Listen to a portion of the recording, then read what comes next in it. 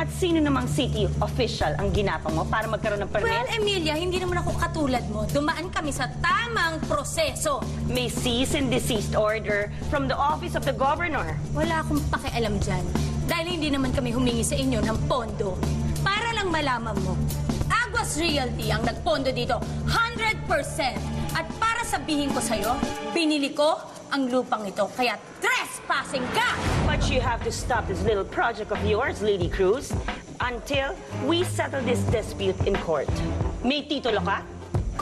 Meron, gusto mo isampal ko sa'yo? Eh ako din may titulo. Gusto mo isampal ko O sa'yo? sige! Ha? Huwag mo akong hinahamon, Emilia. That is fake. Yan ang fake! Kasing fake mo! In case hindi mo ako narinig, umalis kayo dito! You have to get out of here!